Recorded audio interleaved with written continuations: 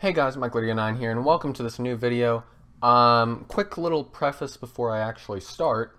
For those of you who are not on my Discord already, make sure to check it out because I announced recently that my schedule is changing.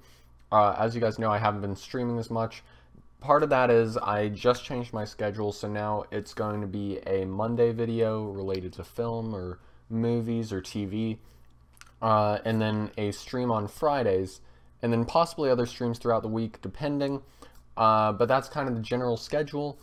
Yeah, so just kind of expect that in the future as far as how the videos and stuff are going to be planned out. And that's pretty much it. As I said, join the Discord in the description.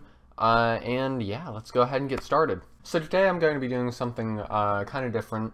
As I just said, today's going to be kind of a an introduction before we actually start doing a ton of videos relating to movies, so that you guys kind of get an idea of what kinds of movies I like and all that. Just so that it's not kind of just what does he know? Well, I mean that's still true anyway, but you know, just kind of what types of things I'm interested in, to know if you feel like you agree with me or not, and that in a way you're not getting influenced by someone who completely disagrees with your point of view. So yeah, let's go ahead and get started. So I've got 10 movies. My top 10 movies that I've seen up to this point. Obviously there are definitely better movies and stuff, but these are the 10 that I really like. So let's go ahead and start off with number 10.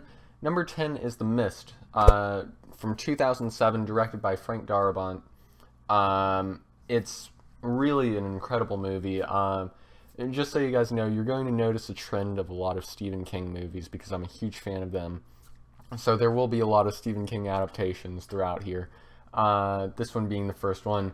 So it's based off of a Stephen King short story, and it's very similar up until the very end. And there's a huge twist.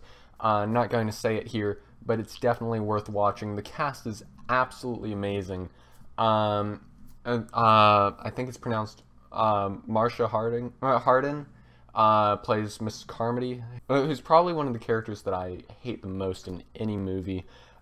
She really does an incredible job. The other thing that I want to make sure to point out is this is a movie about people waiting in a grocery store while stuff's happening outside of the grocery store, and you still watch it. It manages to keep it interesting all the way through, and it really kind of, for me at least, gives off kind of a Lord of the Flies type feel to it, which I absolutely love. Number 9 is going to be The Shining by Stanley Kubrick, from 1980. It really is an incredible horror movie. It really, just the first time I watched it, I was terrified, and even now whenever I watch it, I do kind of get creeped out a bit by it. It really allows viewers to kind of think rather than having things shown to them, and that really makes it scarier depending on where your imagination goes. It never really, even in the end, it never really spells out exactly what's happening. I really do like the original Stephen King version for the fact that it kind of has that explanation and it comes out as a heartwarming story. But this really, just not telling you much, really just makes it a lot scarier.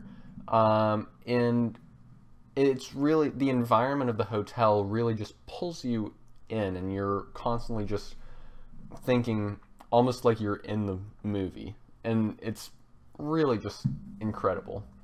Anyway, and number 8 is going to be American Beauty by Sam Mendes, from 1999. Absolutely amazing movie. Cast was incredible, and then on top of that, the part that really makes this movie for me is those of you who have seen the movie, you'll understand it, the bag scene.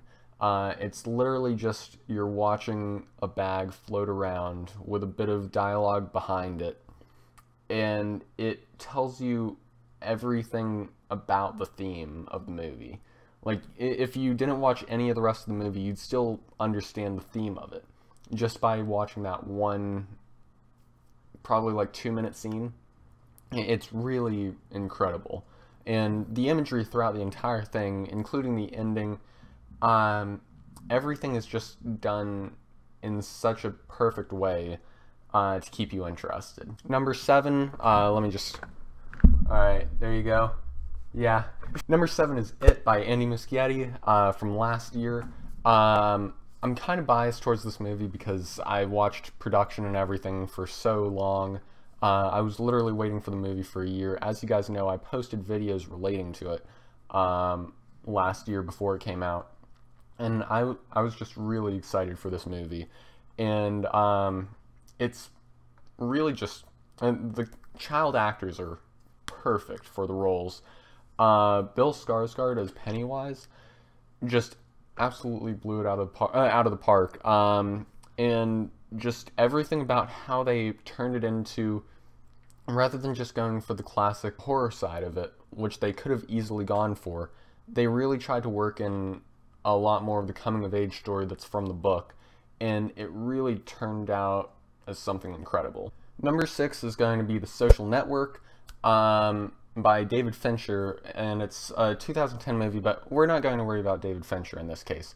We're going to focus on the screenwriter, Aaron Sorkin, because he is absolutely incredible. He just has this perfect style where he's really able to write really just amazing dialogue for Mark Zuckerberg. It's a movie about Mark Zuckerberg, the creator of Facebook.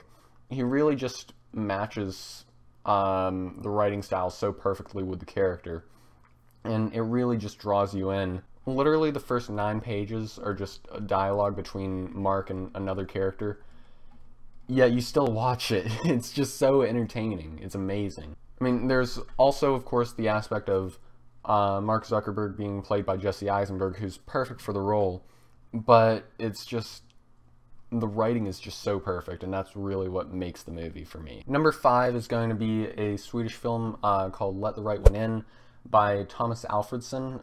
It came out in 2008, and I want to make a very specific distinction here.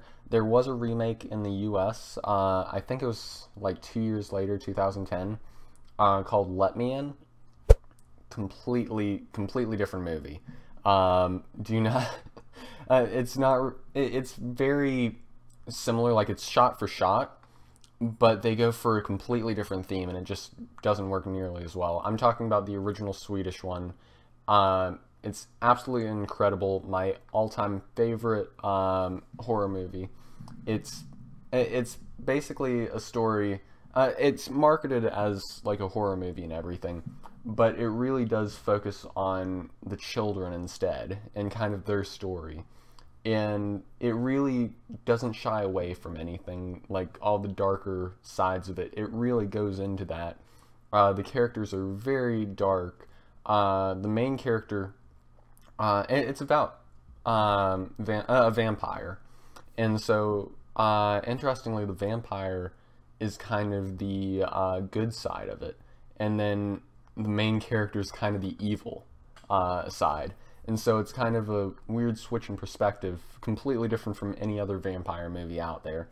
So that's one that I definitely recommend. The child actors are absolutely incredible, and it finishes with one of the best sequences in any horror movie that I've seen.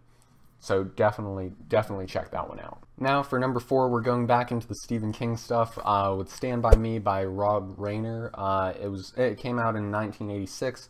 And I've been talking about a lot of really good child actors, but these child actors were honestly just amazing, and it's like the perfect combination of the writing and directing to make it one of the truest coming-of-age stories ever made. And the writing is really just accurate for the age of these kids. And so it just really impressed me watching it, and I've seen it so many times. Definitely, if you haven't seen it, it's definitely worth watching. I feel like I've said it's definitely worth watching for every single one. Of course, it's definitely worth watching if I've put it on this list. This next one I didn't see until just recently.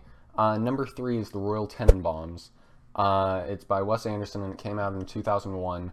And I wish I had seen it sooner. It's really incredible. It really just it really blew me away when I watched it the first time. Wes Anderson definitely has a unique style, and it works perfectly for this film. It's kind of a combination of comedy and drama, and so it will go from making you laugh out loud at one moment to just crying the other moment. And of course, as I've said for every single one, great acting. I already said the style for it is just perfectly laid out and everything. And the end sequence, it really just blew me away. It went, like I said, it went from me kind of being in a happy mood, like it was going in a happy direction, and then just like that, you're just crying again. Number 2 is going to be Shawshank Redemption, once again by Frank Darabont. It came out in 1994, and it's a Stephen King adaptation once again. Absolutely incredible story.